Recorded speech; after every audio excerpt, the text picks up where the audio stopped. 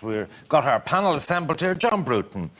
When Theresa May gets rebuffed and no change in the withdrawal treaty, and even if she survives the leadership internal vote, what do you think her strategy is? To back it into the 21st of January and trying to avoid a cliff edge? What is her strategy? Well, I think that has been our strategy all along, to postpone the decision point to as near as possible the end date, so that people were forced to confront this deal or no deal. I think there's a case now for the British people to sit back and think about what's really happening. I think up to now the whole thing has been presented in terms of a political drama. And of course this leadership challenge just continues this sort of displacement activity, which is largely beside the point. Any new leader will face exactly the same dilemmas that Theresa May, has had to face.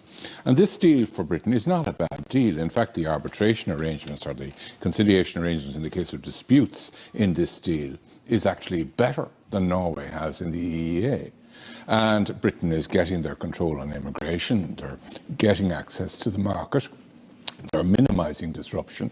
As a deal for Britain, in Britain's interests, it's not a bad deal. So why has she been unable to sell that to her own party members? If it's such a good deal, why hasn't she done it? That seems to be the problem. Part of it, I think, is that she negotiated it all in a very narrow circle. So she didn't bring too many people or enough people along with her through each step. Another part of the problem is she didn't start the preparation of public opinion early enough because of the strategy she's adopting. So British public opinion hasn't really absorbed this deal yet. They haven't looked at it in an objective way. Everything is being seen in terms of sort of a Punch and Judy show between different Tory people who want to oust one another, and rather than examining this decision in terms of it being a decision of consequences for 30, 40 years to come for Britain. Patrick, the Taoiseach said in the Dáil today, we want this withdrawal agreement ratified. Is he going to cut any slack to Theresa May tomorrow night in government buildings to facilitate that? Well, this is an agreement that's agreed, and this wasn't agreed between the Irish government and the United Kingdom government. This was agreed between the United Kingdom government and the European Union, and it has been 2 years in the making. And if you listen today to the President of the European Council and the President of the European Commission and the Barnier Task Force who negotiated this, they're at one in relation to this. This is not something that can be plucked asunder and changed. So while there can be clarifications given for the future of whatever the relationship might look like, you need a legally binding agreement before you can even talk about the future. The British government knew this going into it. They have approved it. Parliament hasn't. She has decided for her own reasons not to put it to a vote this week. I think John is right. Now you have the complicating factor of these 48 signatories. But really what we need now is we need to get on with, and the Taoiseach has said this, if there's clarification needed, fine. But this is and Jean-Claude Juncker said today in the Parliament, this is the only agreement, and the Irish backstop. Until perhaps such time when we're on the brink, is it not possible that the EU will decide that they can't have a situation where there's no flights going into Europe, where we have the issues with food and medicine, that they'll decide, look, Ireland, give way, give them something here on the deal to make sure that Britain doesn't go crashing out of the European Union without a deal? Just say the backstop is temporary and then you have a deal. You see, you can't say you have an insurance policy for, as it was used already today, for fire insurance, and then take it out when you want to and drop it in when you want to for a fire that might happen or mightn't happen. The backstop is the insurance policy, and I heard Gregory Campbell this evening on another channel saying there's no need for it because there will be no hard border and sure we're all going to be great friends. You can't have that in a situation where you're extracting the UK from the European Union, especially when you have a situation, and an awful lot of Brexiteers are only waking up to this now, that there is a consequential arrangement in Ireland, which was never discussed as part, well, never discussed in any great detail, as part of the Brexit referendum. And the other thing that was never discussed as part of the Brexit referendum is the other legally binding treaty, the Good Friday Agreement, which there was little or no reference made to in that whole debate. And Tom, what happens if Theresa May is gotten rid of by her party? I mean, if imagine Boris Johnson or somebody became British Prime Minister, where would that leave us? I actually think Boris is the man who could carry this deal through, curiously enough. Nothing happens in a sense because, as John has already said, whoever would replace Theresa May inherits this portfolio and inherits this deal and has to carry it through. This is an extraordinary moment. We've never been here before because, A, the Tory party is tearing itself apart. I mean, what Johnson said there earlier on, the suggestion that it might perhaps be a new alignment, that to me was a suggestion that the Tory party is in deep crisis. And the other thing is that when you elect a new leader, you elect it for a leader for a change of policy. There can't be a change of policy because they'll end up with the same deal. And is Boris so devoid of principle that if he became leader of the party, he'll do whatever once as long as he is the Prime Minister? He'll then say, sure, well, I couldn't get anything better. We'll do this deal, the one that I took Theresa May down for proposing. If you think Westminster has been bad, wait till the election arrives, if there's going to be an election. It's like the Grand National with hatchets. The Tory party will tear itself apart. Apparently the Foreign Secretary Hunt is the man to watch. He's the one who could bring both together. But you'll now have open warfare if Theresa May goes, because they'll be electing their man to take the other portions of the party on. And this has nothing to do with the crisis they're facing in Europe. It's an extraordinary scenario. Rose, is it not extraordinary that in all this fractious division, Sinn Féin should wade in today as if there wasn't enough tension and say, well, of course, if there's a no-deal scenario, there'll have to be a border poll. It'll bring forward a united Ireland. If anything was going to inflare a bad situation and make it worse, it's surely deeply insensitive. But Ivan, why would it be astonishing that an Irish Republican Party would call for reunification? And I think it's the one way of solving the problem, if you like. But it would be astonishing if we didn't put it on the table. And in Mary Lou's conversation, Mary Lou and Pierce Doherty spoke to Theresa May tonight, and they put that to her. They put it to her that, the backstop was non-negotiable, the protection of rights for citizens in the north. Is there any indication that any MPs in Westminster, seeing as you don't take your seats there, are of that view? But do you really think that our seats make a difference? No, I'm making a different point, which is neither the Labour Party or the Tory Party see this is the right time to go ahead with a border poll. Sure, when is the right time? Okay, if we're looking at it, particularly I think what really makes this urgent is that if we have a no-deal Brexit, if we have an absolute crash of a Brexit, then you have to look at all the options, and certainly reunification is a very valid option. So you'd welcome a crash out if it brought about a united Ireland? I would not welcome a crash out. I think the deal is better. The deal is flawed, and all as it is the best option. So certainly we wouldn't. But if it were to happen, and it does look more likely that it may happen, and that's why the preparations need to be done.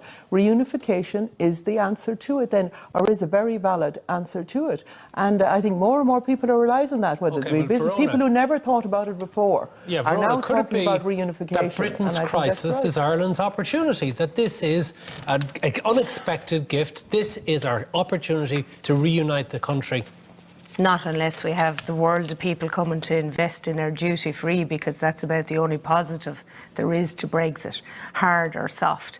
Like, I appreciate what Rose is saying about a Republican Party, but for the business people of both Ireland and the UK, it's hugely unhelpful. You're not able to, you've been very inactive in trying to solve one problem, and yet you have a solution. Well, it's not a solution, it's a distraction. No, it's sorry, but we presented the solution from day one. No, there was in terms of special status for the North within the EU. From anybody's perspective would have been that Sinn Féin would take their seats.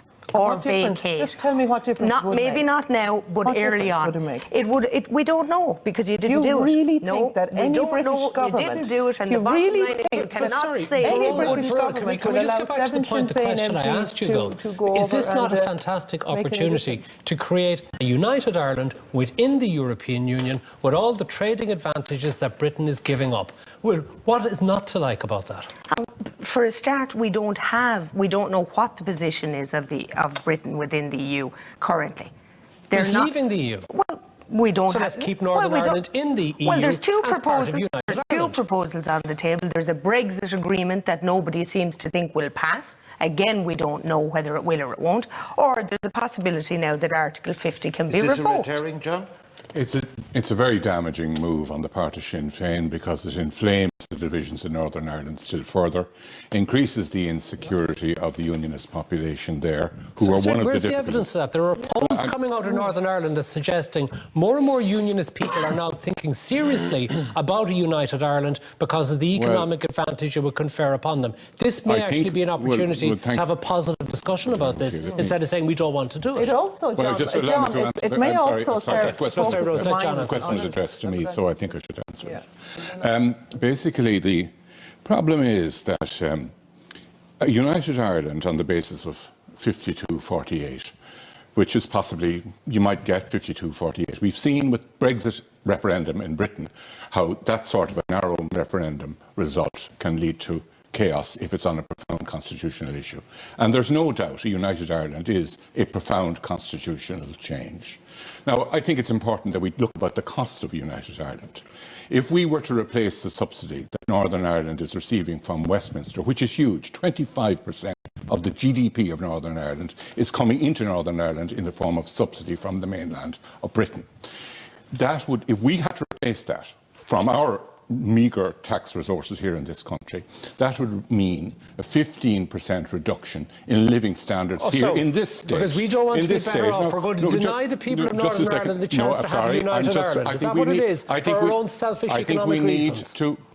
We need to ask ourselves two questions. One, are the people here willing to take that reduction in living standards to pay for it? Maybe they are. It's only money after all.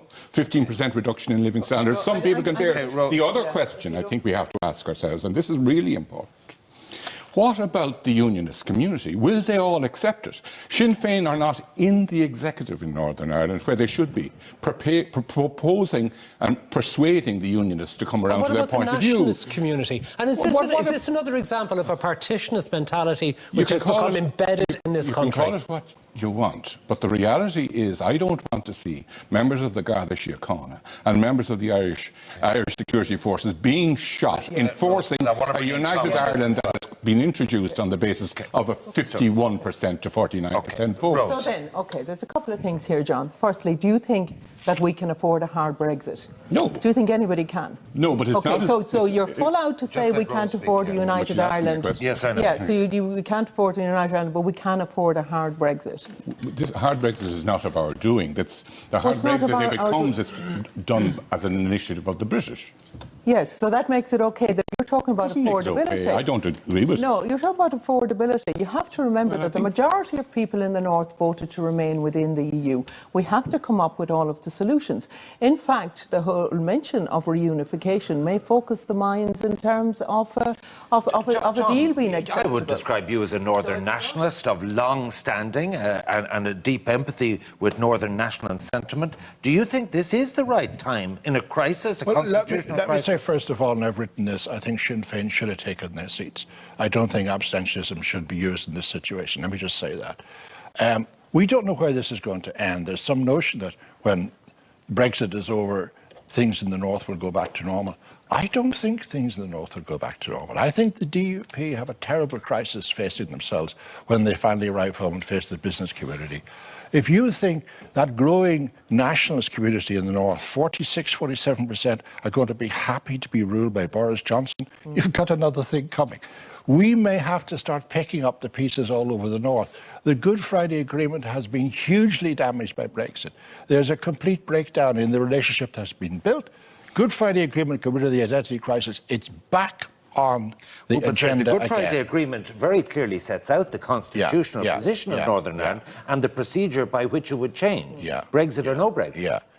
But what I'm saying to you, Ivan, is that the Good Friday Agreement had removed that argument about the identity. Brexit has brought us back in again. The DUP are over in Westminster telling us that they're more British than the British themselves. Now, what does that say to the nationalists of the North?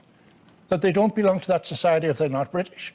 I have been watching the DUP being poorly interviewed by all sorts of people on RTE, BBC. I've yet to see anybody ask them the question, how on earth could you have an open border if you jumped out of the single market and jumped out of the customs union?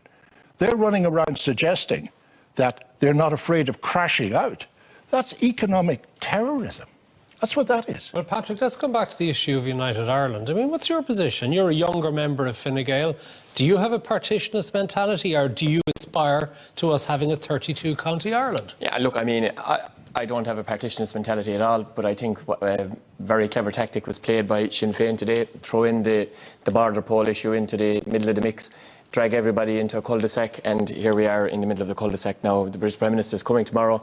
We're discussing the possibility. She has mentioned the possibility of United Ireland. Allegedly. You see the front page of the Irish Allegedly. Independent. Allegedly. Are you taking issue with that report, are you? Well, allegedly. I mean, we've enough going on here at the moment now with the possibility of a vote in the UK Parliament. Rose's party have decided to absent themselves from it. They used to say that it had something to do with swearing an oath of allegiance. We know that's not the case. Yes, the LP never did that. Anyway, Of course it is the it's case. not the case. Of course You can, it is the there's a formula that you really- can. look, Rose, can I it's a just finish? I'm sorry, Can I just- Patrick, can but I it's a just finish? nonsense Can I- that 7 we're- MPs we're- would go. Sinn Well, it Féin would have, and MPs Verona said it would go over it would and have, influence British policy. What we have today now is we have an incendiary device thrown into the mix at a really, really unhelpful time. We have the British Prime Minister in a difficult enough situation. We don't want a crash-out Brexit. This is the best deal that's available. The European Commission have said it is the only deal that's available. The Council have said it's the only deal that's available. We want to try and have some semblance of a majority in quick Parliament. comment. And what do Sinn Féin do? They don't take their seats, but they throw in this incendiary device. It isn't. Look, we support the deal as being the best, the least worst option in it.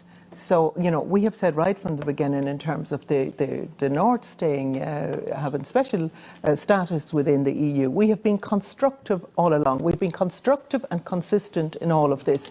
But I will never apologise for advocating reunification in any form. Okay.